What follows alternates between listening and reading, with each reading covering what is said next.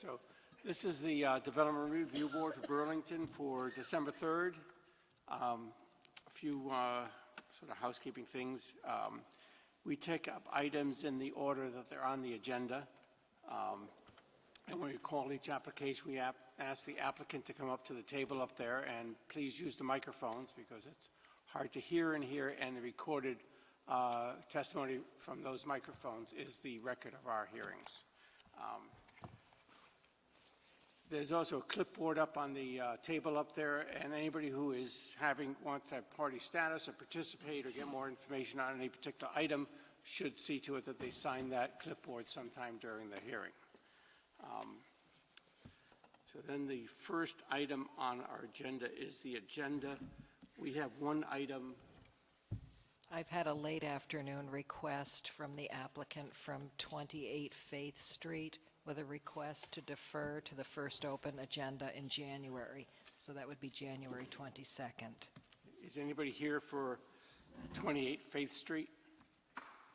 No. Okay. So when that item comes up, we'll defer it then. Communications, we have communications on one project, 441 Shelburne Street, which is on our desk. And we have minutes from sometime in the past. November 19th. Prior meetings. Yes. If you can look at that meeting minutes and see if there's any comments you want to make. Okay, the first item, next is our consent agenda. The first item is 1 Woodridge Place.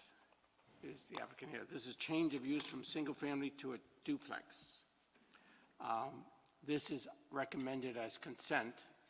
This is the description on the agenda between Woodbridge and Faith is swapped. So this That is was the this error. is the two-bedroom. Yes. Yes, correct.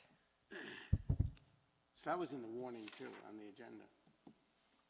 We did send out a corrected agenda and posted it online. Okay. Yes, so this is the two-bedroom B&B. And have you seen the staff's report and recommended conditions? I'm sorry, can you say that again? Have you seen the staff report and the recommended conditions?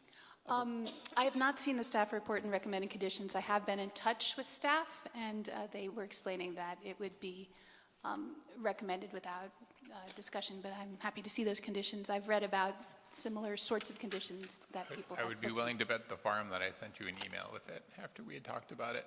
Okay, I may not have seen it, but Okay. I am all ears about the conditions. It's recommending approval, so Oh, okay, so maybe there just weren't conditions. I caught that. they're what one calls standard conditions. Maybe you could take a look at it and see if you have any concerns. Does anybody on the board object to treating this as a consent item? Is anybody Thank you. here in the public for 1 Woodridge? No. So are you okay with those couple of conditions? These are fine. Okay. Can I have a motion on this one? I'll make a motion that we approve the application, adopt staff findings and recommendations. And do we have a second? AJ? Any discussion? All in favor? Opposed? Thank you very much. Thank you. Thank you. Okay.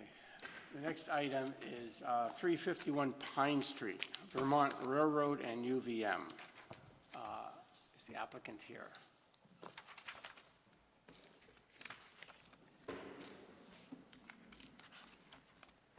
So this is proposed to use as a parking lot for students during particular hours. Staff report, I think, was pretty supportive of this. We may have some questions, but do you have anything you want to say? You may want to, I think I should actually swear you both in. Sure. And is anybody else going to speak on this item, 351 Pine Street? So I guess it's just the two of you. Want to raise your right hand, please? Do you swear to tell the truth and whole truth under pain and penalty of perjury? I do. Yes. Okay. So is there anything you want to add before we start asking you questions about it? The only thing I'd like to add is that there are a couple of small inconsistencies in the narrative that we submitted that I wanted to correct for the record. And these relate to the hours that the lot will be open and accessible for the students. Yeah. And also how the students will be able to get to and from the parking lot from campus. So in terms of the hours that it'll be open Monday through Friday from roughly 7 a.m. to 8 p.m. It will be closed and locked during the weekends. So students who do need to use their cars on the weekends will have to make arrangements to get their car before it closes for the weekend. And I believe UVM is going to offer temporary parking passes so they can park on campus over the weekend. So that's something I just wanted to correct because it didn't quite say that in the narrative. And then the other item is how the students can get to and from the lot from campus. They'll be able to use Green Mountain Transit. They'll be able to use the Champlain College Shuttle, which runs up and down Pine Street. And in our narrative, we had indicated that they would have access to some free passes using the Safe Rides program. That is not going to be an option at this time, so I just wanted to clarify that as well. So so this is part of the joint institutional parking management plan. That's where this will end up, right? Yes. And this is for parking at a project that was approved in October, right? Correct. I'm sure Joe can define, this was the addition to the HRSF, do I have the acronym right? Yes. Yes, at 149 Beaumont, and they requested a 200-space parking waiver. Condition number 2 of that was to identify a parking area that could absorb 200 spaces to cover, and the university identified the use as being student long-term parking. So they would move student parking down to a satellite lot, and that was the basis for the waiver for the 149 Beaumont Avenue approval. Where are these students parking now? Some are parking on campus, some are in a holding lot, because as I was hoping that this was going to happen a few months ago, so we've given them off-site parking permits, and we've put them in a holding lot, if you will, on campus that I have other purposes for once we move them out. How is it determined which students are off-site, and I'm just curious, and which students are on-site? So we're offering discounted parking for them, for those students who realize that they didn't bring a car to use every day or for frequent use. And many cars tend to stay on campus and sit in a parking spot, and they're used for the Christmas breaks or the holiday breaks, or they might be used on a weekend to go skiing, but they're not used daily. And so that's why we're going to provide these transportation options down there to get their cars prior to the weekend so that they can have it on campus with a temporary pass and then go back there the following week. So it's sort of a natural attrition that these folks will choose to go down there and save a little bit of money. Yes. Does anybody on the board have questions?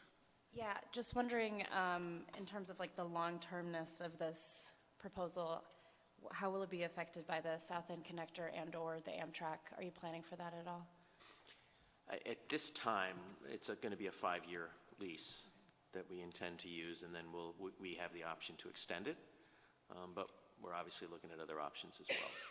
So this is going to help our short-term parking needs. And I did want to also point out that there was an inconsistency in the shuttles. I want to make sure that it's clear that we're not going to offer UVM shuttles daily down there. The UVM shuttles that would be used are for break times only, and we currently offer UVM shuttles to bring our students to Amtrak in Essex, to the Downtown Transit Center, to the airport, to the Greyhound, We have them sign up for it, and we give them that kind of transportation. So that's what we intend to do for this lot, in addition to the Green Mountain Transit and the Champlain College options that they have. I have a question. It's one of those things that sort of bothers me that the site plan is a piece of a property plan. I'm not really sure what we're looking at with the site plan. I'm not sure you're both connected to UVM. Is that true? I am. And you are? I'm with White and Burke Real Estate Advisors. So nobody's here from the railroad. We're looking at that little thing that shows. Funny shaped parcel, Is yes. that the parcel itself, separate from all the other railroad parcels? Or is this a piece of a parcel? This is a specific parcel that was identified through a subdivision. Because of environmental concerns, the railroad was required to subdivide off the southern part of it, which has own issues, and it is in its own zoning district. This is the 190,000 square feet or whatever it was that was in the 165,000 square foot. That's the whole parcel? I'm looking at the lot coverage calculations. I may have a better site plan for you.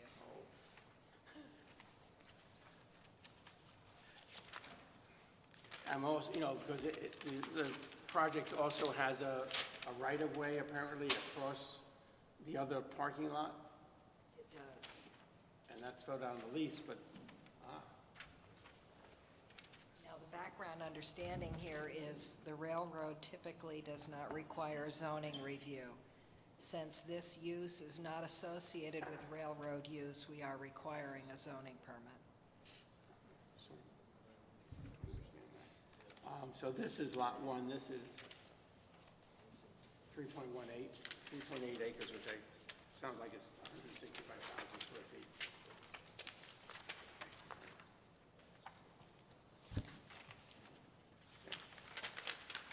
That helps. The school size is just as fine.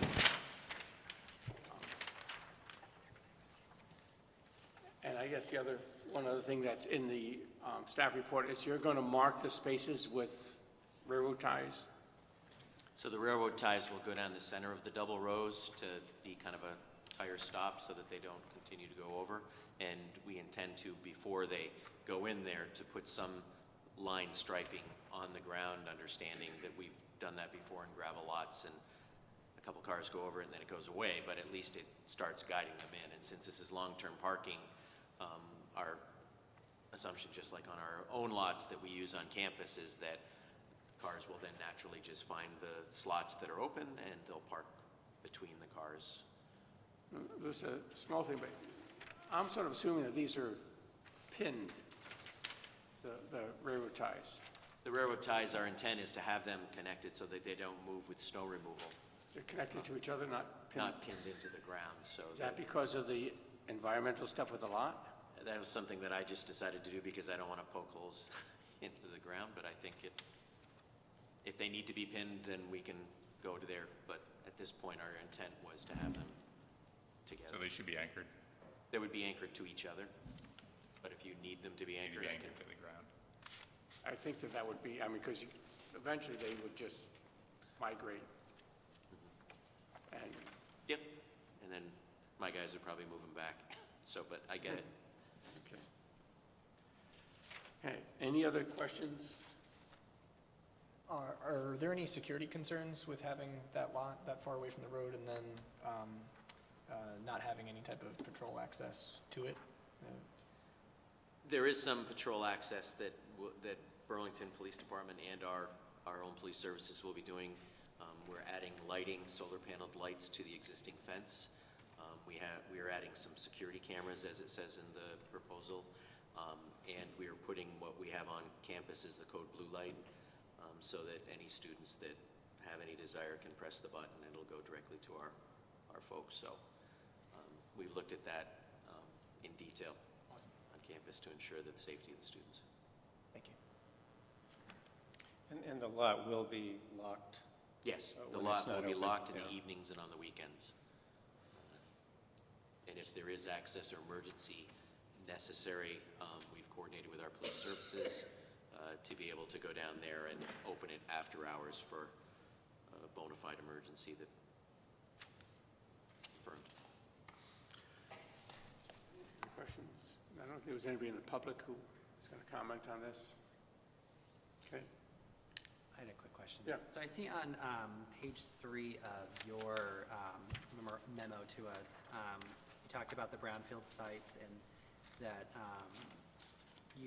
the parking lot was approved, an approved use under the corrective action plan, and that the Vermont Department of Environmental Conservation has looked at this. And I'm just curious, you've mentioned some of the measures you're taking to sort of reduce contamination of the soil in the lake, and I'm wondering if, what other tools you're going to be using to help ensure that there's not oil leaking into the ground or other, byproducts from it being used as a parking lot. I guess I would say that that was something that the Vermont Railways did in prep for this. I know that in watching them get ready for this, they put landscape fabricing down. They put a lot of larger stones and then smaller successive stones there. If we do notice leaks, we'll be notifying our environmental safety folks to ensure that just like we would on any campus, on our campus lots, to take care of it. So I don't know if that answers your question, but I don't know the details behind that. That would be a Vermont Railways. Our understanding is that they are going to be implementing some stormwater improvements next summer, which will include installing some swales in a retention basin. So any water coming off that lot, as well as other areas of the Vermont Railway property, will make its way to the retention basin and be held there. And again, that was approved by the Department of Environmental Conservation. But that was on a larger parcel than just this piece. Yeah.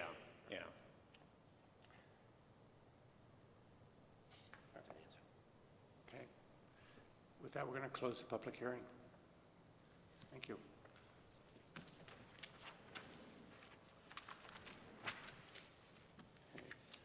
The next project is 95 Durway Drive. It's a preliminary plat application for subdivision.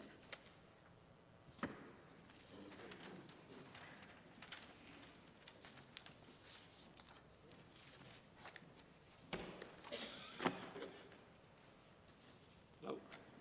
And I think there may be people in the public who's here to comment on this. Anybody who wants to speak, would you raise your right hand? Anybody? No? Okay. Nobody else wants to speak tonight? Oh, you might as well get started. I guess we're meant to start. Why haven't we sworn them all in anyway? I can swear you in, you don't have to speak. No, we're not. This is a preliminary, the final comes later. Okay, so do you want to raise your right hand? Do you swear to tell the truth and whole truth on the pain and penalty of perjury? I do. Okay, if you want to introduce yourself. My name is Carl Lissman. I'm a lawyer here in Burlington. I'm here on behalf of John Larkin, Inc., the original developer of the Clare Point planned community off Durway Drive in the north end. An application that you have before you is the result of lengthy negotiations between the developer and the Homeowners Association of Owners at Clare Point. What we're proposing is to create essentially zero lot line boundaries around the 4 multifamily buildings that are at Clare Point, with the remainder of the land being a 5th lot that is now already owned by the Clare Point Owners Association. There's no proposed physical change, no construction proposed, no visible change to what's there already. And are these lot lines based on the footprint at the ground or the overhangs? Actually, they're slightly outside the physical walls of the buildings because the walls are not perfectly square. and we wanted to make sure that the shrubbery that was surrounding the buildings was included in the lot line. So the implication would be that all construction within that would fit within the footprint of that property line. Yes. That's the intention. And I'm assuming that the access to the buildings would be via easement, because of the subdivision, we have to provide that, you have to have access to the lot. So That is correct. you'd be prepared to, on final plat, come in with the easements and documents to show the access. We have a reciprocal easement agreement that's been agreed to by the developer and the association. Okay. Who would own the pool? North Shore owns the pool. The community? Yes. And this is perhaps neither here nor there, but I'm just curious what prompts this subdivision? The two buildings that are substantially owned by third-party homeowners are on one side of the property, and the two buildings that are primarily rented are on the other side of the property. And a decision was made that the homeowners should have their own association and the rental property should be separate from that. So do you end up with 4 homeowners associations? We'll end up potentially with 3 homeowners associations. A and B will be one, they already are. C and D could be 1 or 2.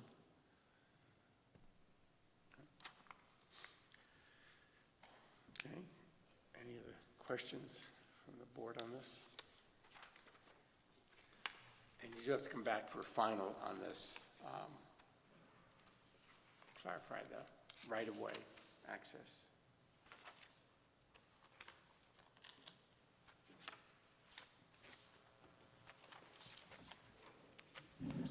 So, to be clear, Brad, the board does have to take action on this. The board needs to either approve or deny the preliminary plat. If it approves it, then the applicant has a year to come back for final. We do. If you deny it, then, I don't know, there's like a 6-month window to reapply for preliminary. So if that affects anybody, we do have to approve the preliminary plat tonight. It's not a final plat. They'll come back for the final. But we have to approve this so that they have permission to move on to the final. At the end of the meeting, we do that.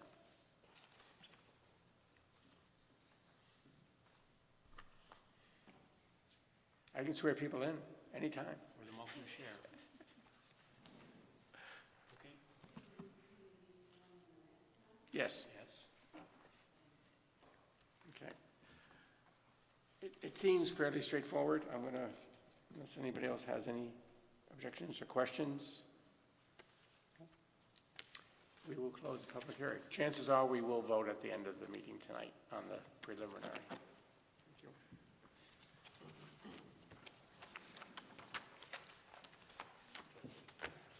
So they have a year to come back after, if we approve the preliminary, they have 1 year to come back on the final. A whole year. They don't have to take it, but they have that much time. Next item is 28 Faith Street. That the owner has requested deferral. Do we have to vote on the deferral? Yes. Defer until January 22nd. Karen apparently won't be with us then. I'm sorry? You apparently won't be with us in January. All right, okay. You will want. Can somebody make a motion to defer this until January, what's the date? 22nd. I move that we defer application ZP 20-048 to CU 28 Faith Street to January 22nd. Second? Second. Keenan? Discussion? All in favor? Opposed? Okay. Is that a Wednesday meeting? It is. Yes. How'd you know that? Just I have reasons. I have things we can schedule. I see, okay. The next item on agenda is 441 Shelburne Street. This is a project status update.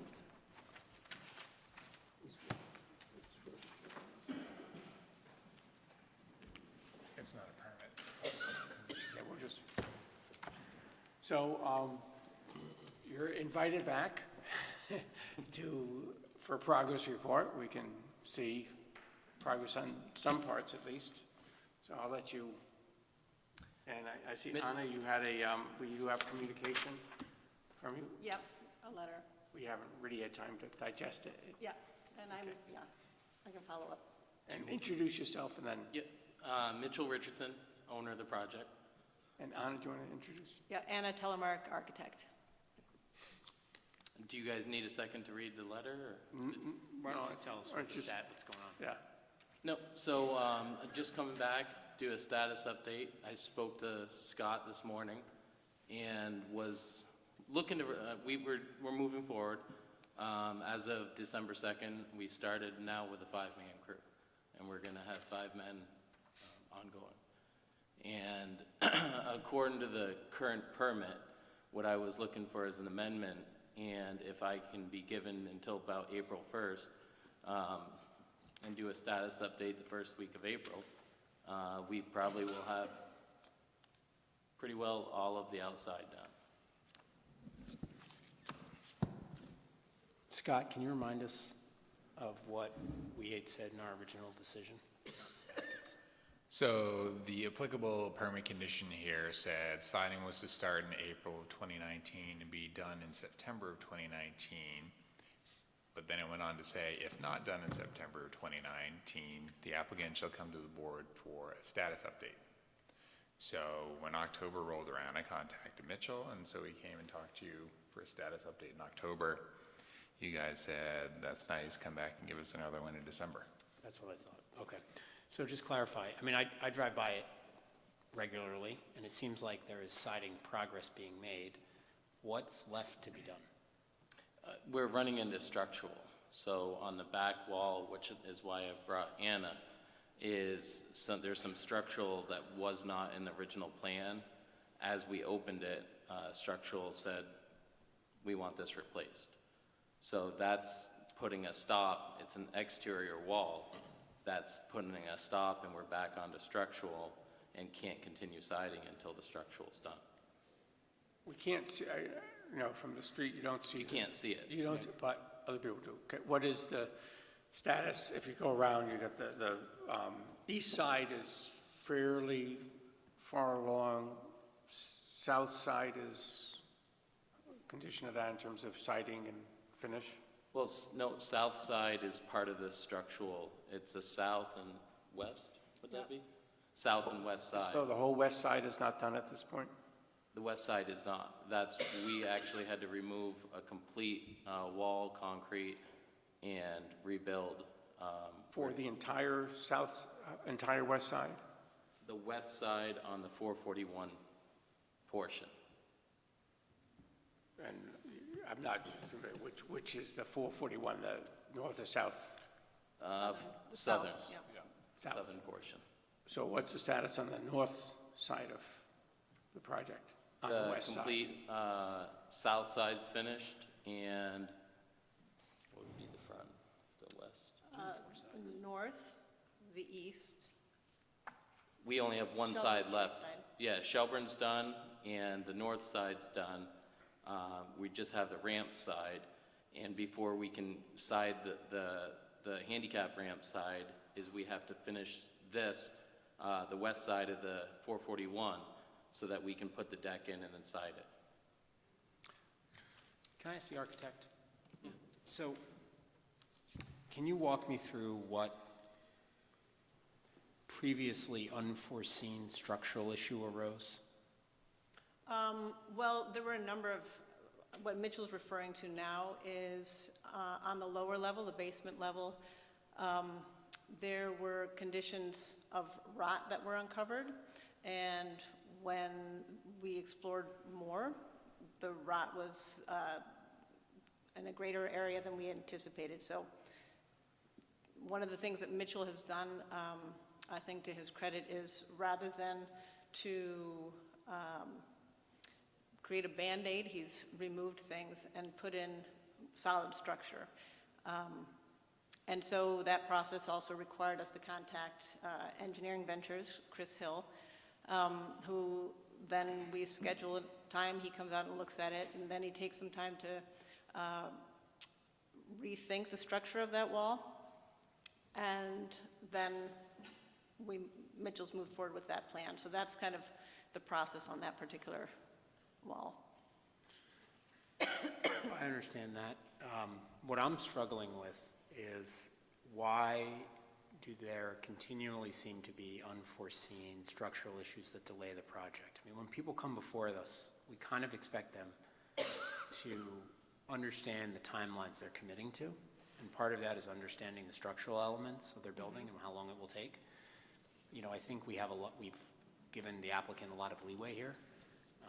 I'm particularly bothered by the fact that it's the west wall, and I think there's someone in the audience that's affected by that we've really been sensitive to, and rightfully so at this point.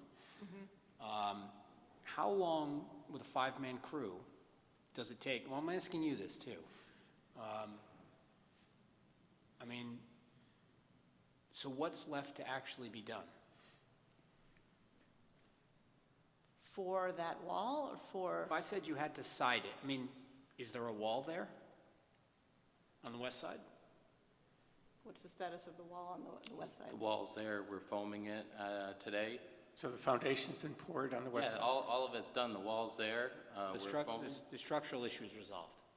It's about 85%. We're doing the Lyman side, that is south side. We were framing the south side today. Okay, so once the south side is framed, the structural issue is resolved. Correct. Windows And are all in. How long does it take to side with a 5-man crew the west side of the building?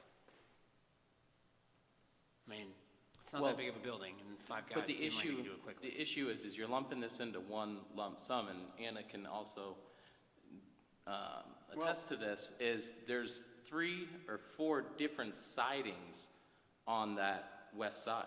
Okay, that wasn't my design choice, though. That was your design choice. Understand, So, but I need, wait, well, hold on. You know, this project has gone on for a while, yep, and we've given you a number of extensions, and, you know, you're saying, hey, I need till April 2020, which is a year from when we had said originally you had to start the siding. And it really strains, I think, credulity to think it takes a year to side that building. So what I'm trying to get from you is a timeline, and it's not going to be April for me, I'll tell you that right now, for how long it takes you to side the west and south side of the building. You have 5 men, and you need to tell us, I'm going to have the siding done by blank date. that's my. Because otherwise, I'm just going to pick one. My blank date is April. That's 4 months away, or 5 months away, if you want to shorten it to 4 months away. We have to put in windows still. There's more than just side the building. It's not just slap siding on and done. We sided what was ready for siding. I just want to ask a question that goes with this. The handicap ramps Yes. are part of this work to be done at this point, right? Correct. A portion of the handicap. And we don't have the drawings in front of us Yeah. right now. Is that concrete or is that a wood construction? Concrete. Concrete. So It's both concrete you're and. going to have to be pouring concrete back there. What's your timeline for when that gets poured? We were pouring the concrete come spring, but we were going to prep everything so that we could maintain siding and then pour concrete after. So it'd all be ready for concrete come springtime, but we were going to pour concrete in the spring. So the ramps and things will not affect the siding being completed on that side of the building? The portion of the ramp that's impacts the building is already in place. So that piece is there, and we can work the siding from that point. Anything else for the ramp is off the building, and that'll happen after the siding. So you've got a 5-person crew. You've got 50 times 20, 1,000 square feet of siding to put up and some windows. You're going to be in trouble if your 5-man crew can't do that in a month. I understand, but help is help. Well, you're the one who just said you had a 5-person crew. Help is help. I may have it this month, how do I know next month? I mean, Anticipated, 200 man I don't hours is have- a week. What? I mean, that five-man crew working an 8-hour shift every day, that's 200 man hours. It's a lot of work that gets done in 200 man hours. Yesterday was the first day, I did notice it moved quite quickly. Keenan, can I just ask Scott one question real quick? Go for it. Hey, Scott, this is on our other business agenda. Do we haven't, we don't have a vote in front of us tonight, do we? Do we have an action that we actually can or can't take on this? You don't have an action. The condition said to provide a status update, which you did in October, and you requested another status update. The final part of that condition said the project shall be done within 2 years of issuance of the permit. And when was the permit? It was approved this past March. Okay. Okay. So can you just help us understand, you know, I understand that there were some structural delays. It sounds like, can you help us understand the relationship with the crew? Are they volunteers? Are you paying them? No, they're paid, and the addition to the crew just started yesterday. The other piece that I think is important that I've noticed is if the weather's been bad, the crew has left the outside and they go inside and do work. So it's kind of, they've been kind of moving around the building. The other piece is that there are... Wait, I got to ask a question. He just said the crew started yesterday, and you just said the crew has been moving around and There's working been a inside. I mean, three-person it's a great crew. day. Like, I'm confused. There's been a 3-person crew Yes. on full-time since I've been participating in February. And I think there's the 2 additional are on since yesterday. And that 3-person crew has, from what I've noticed, has been moving inside and outside depending on weather. The other thing that I can say about the siding is that there are certain conditions that need to be in place before the siding goes on. One example is getting the grading around the building set so that when the stone facing goes on, it's set properly above grade. And then that impacts the smart siding that's going on above that. So everything is linked to other things, and I think that's the other piece that it's easy to look at it and say it's just a matter of putting up the siding, but everything is linked to other aspects, so it's not a straightforward siding project. Could you update us on the financial condition of the project? We've got financing in place now, and that's why I brought 2 extra people on. And do you foresee a date certain where, if you were not finished by, that the project will become insolvent? I'm very comfortable finishing it within the terms that you guys gave me already on this current. Very comfortable. And last question for me is, do you see a point where maybe the project has become too big? And we've seen structural collapses, the uncertainty with the structures in the back right now. Is there at some point where maybe you still have financing, but the project is just too big for you to finish? I would say the collapse was probably that point, but I'm on the downward side. We're probably 90% done on structural, and structural was probably the most challenging. And have you, this is a personal question, but have you really put yourself in the shoes of the neighborhood and how long that project has been there and the disturbance that's there and how you would feel if you were next door? Yes, yeah. And how does that make you feel?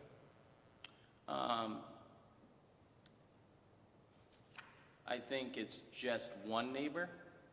The other neighbor directly that's closer to us on the south side, communication with him and his wife, they've been fine. They're closer to me, and they're happy.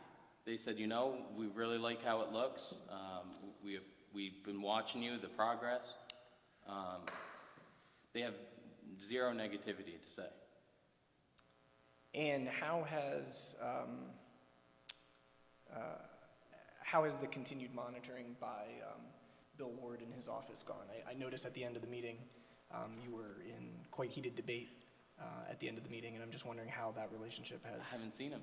I asked him he said he stops by weekly. Haven't seen him. Okay. And so I asked him, I said, pop in.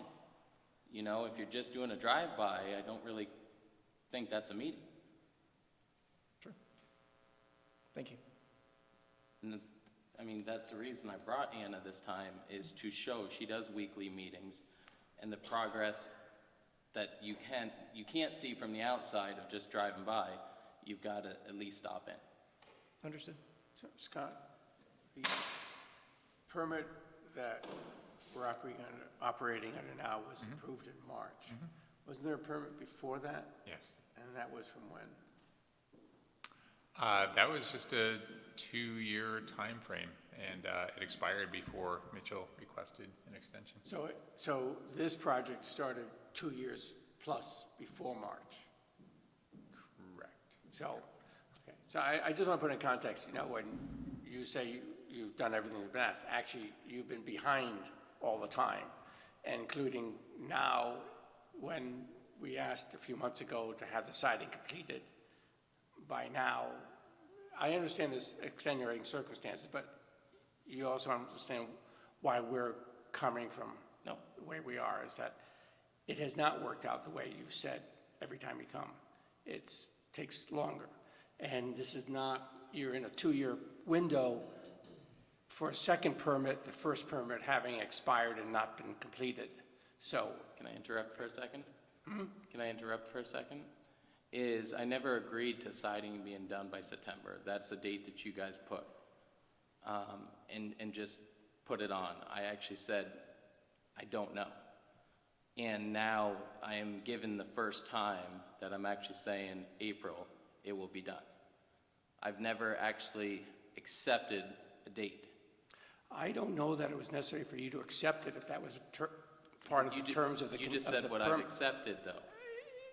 The terms of the permit were specific.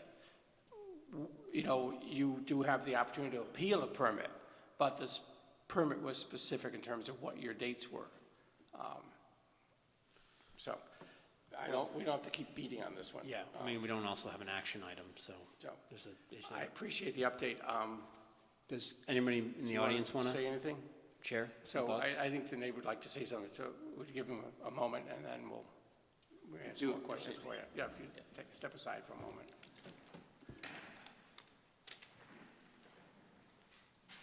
And just introduce yourself. My name is Jeff Gavoni. I live at 178 Lyman Avenue, which is directly to the west, for just opposite directions, of the property. You know, I just want to sort of be on the record saying a few things.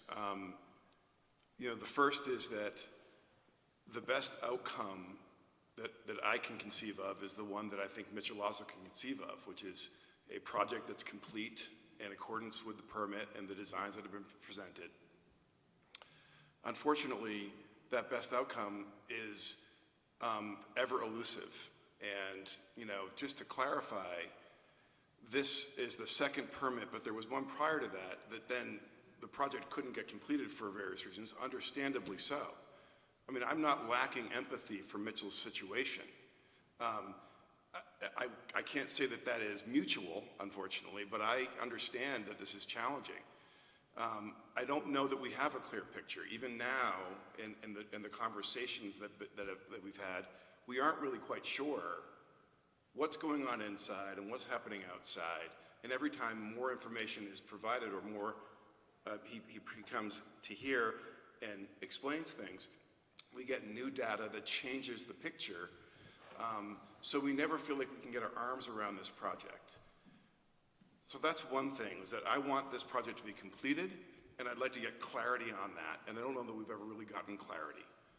The second thing is, there's this assertion that the neighbors are supportive of this. Mitchell has no connection to the neighborhood. His neighbors that he's referring to people in this room have received letters from that neighbor indicating deep dismay about that particular project. If there's been a détente in that relationship, it would have happened in the last couple of months, and that's great. Boy, I'd like that myself. But, you know, the neighborhood is suffering from this, and my property specifically is suffering from it. So just to again report, Mitchell is a person who did great damage to a brand new fence of mine and refused to pay for the replacement or the fixing of that fence. And takes issue with the fact that I hired a company to do so. And he still refuses to do that. He's excavated into my property and said, it'll be fixed when it's done. Well, we all know what that means. That means we don't really know when that's gonna get done. So that's another thing I wanna put on the table. And the last thing is,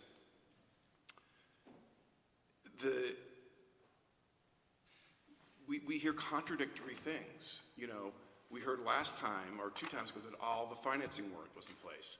We just heard today that now the financing is finally in place. So it seems as if we aren't really sure what's happening. And one wonders, what is it that we do here? I know that he's desiring to do the right thing here, and I appreciate that. And yet, at the end of the day, the right thing isn't being done.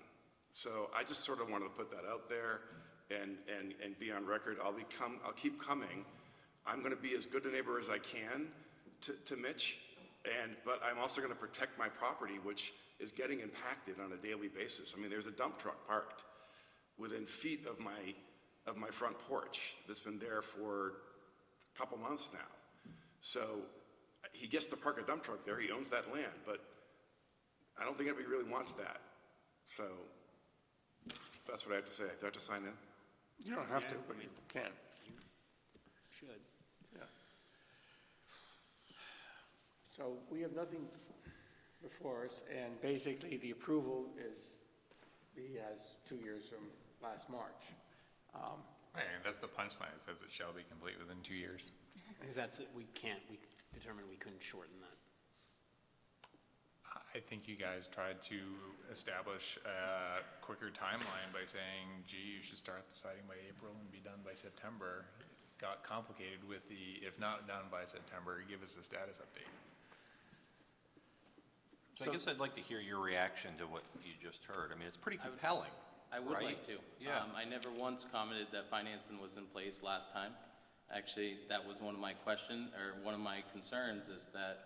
Well, let me interrupt you for just a minute. I'm not talking about what you said at the last meeting, or even what you said tonight, but you heard your neighbor talk and how it's impacting his life daily and your other neighbors. I mean, My other neighbors I haven't heard from.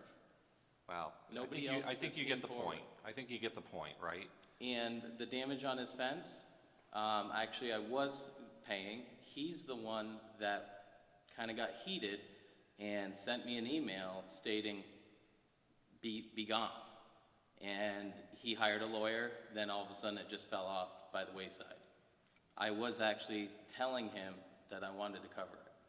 Right, rather than kind of the back and forth, he said, Correct.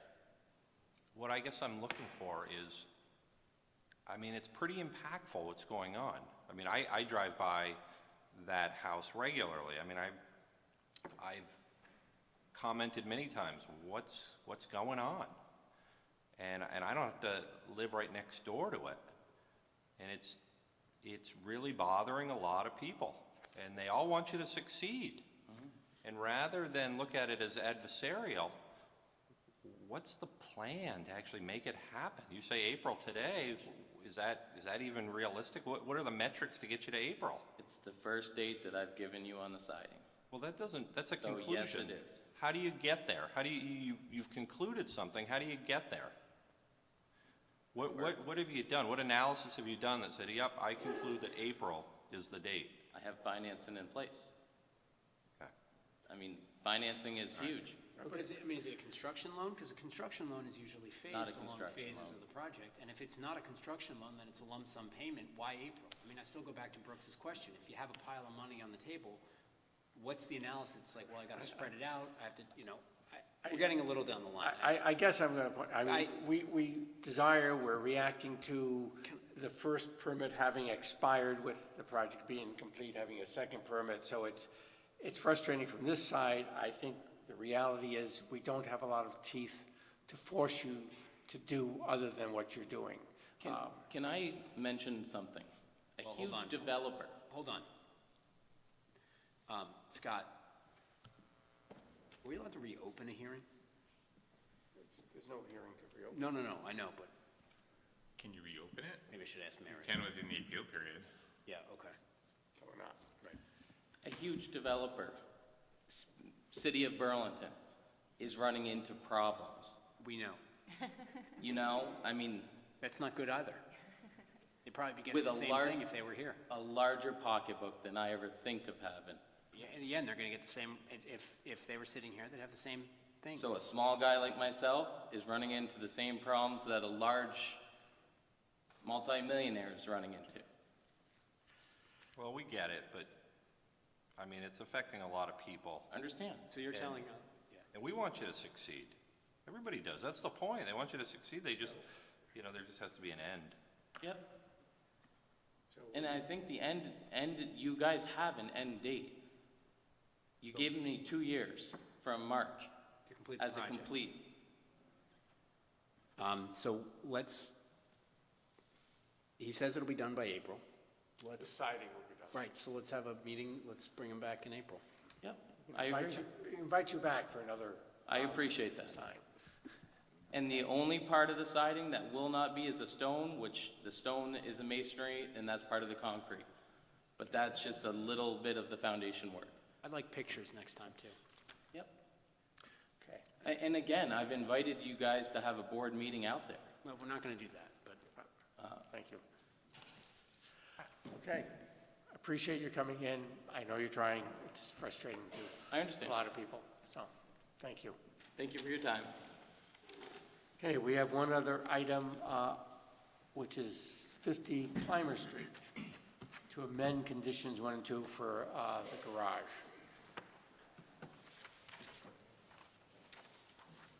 And is this a public hearing that we have to swear people in on? Well, it's not a public hearing, but it's an action item to amend the permit condition. As we will. Come on up. I don't know if anybody else is here who's going to talk about 50 Clymer Street. If not, do you want to raise your right hand? Do you swear to tell the truth and whole truth on the pain and penalty of perjury? Yes. Introduce yourself. My name is Eric Avildsen. I'm one of the 2 owners of 50 Clymer Street. And it seems fairly straightforward. This was Ryan's here.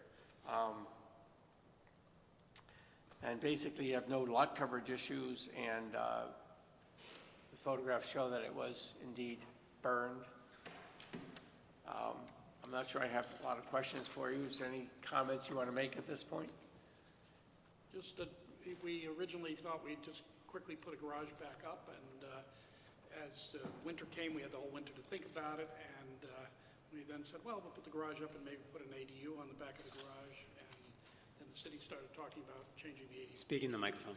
The ADU regs, and so we Keep the decided. microphone close. Oh, sorry. Did you not hear any of that? Heard some of it. Okay, I'm sorry. We rethought the plans of just simply building a small garage immediately on the exact footprint of the old garage. We then thought about an ADU, and then the city started talking about changing the ADU regs, so we decided to step back, wait for the dust to settle, look at our lot again, and then come back in and say, here's what we want to do. It's likely we will rebuild something, but we just want to close the destruction permit, the removal permit out, so we can have a clean slate, and we can't do that with the conditions that we had originally agreed to. It looks like it was a very sweet garage. Maybe you could do We something like the equally garage better nice. than the house, actually. We like the garage better than the house. It was our favorite part, so it was very disappointing. And I spent a lot of time looking for garage doors that matched the the carriage house doors, and I think we'll probably try and do something like that in whatever plan we have. It's hard. Those were bifold. They were They just swung out. old two doors that were like this that were, from 1910, and were cute. Good. Any questions on this for the applicant? Thank you. Settings. Thank you. That is the end of our agenda, right? That's it. We have nothing else. I would just note briefly before you go tonight, we have brand spanking new CDOs, 100% up to date. I know you're excited. I'll hand them. Awesome. And in the spirit of the future here, we don't get them digitally, huh? It is entirely online digitally, but you get to have the paper too. Okay. Oh, and while I'm thinking of it, I'll mention one more thing, and then you can close it out. So we're going to have our annual joint meeting among the DRB and advisory boards and planning commission January 7th. Okay. So I don't know if anybody's participated in those before, but it's a joint meeting with several boards in here, so it's Super fun. it's helpful to actually meet other folks participating in it. I thought they already knew. Mary's saying to tell you, and I thought you already knew, we are getting tablets for board members as well to reduce paper. I heard something about that, yes. Yeah. To eliminate paper copies. That's Yes, great. I think it would be great. Okay. With that, the meeting is adjourned. So we have a few items.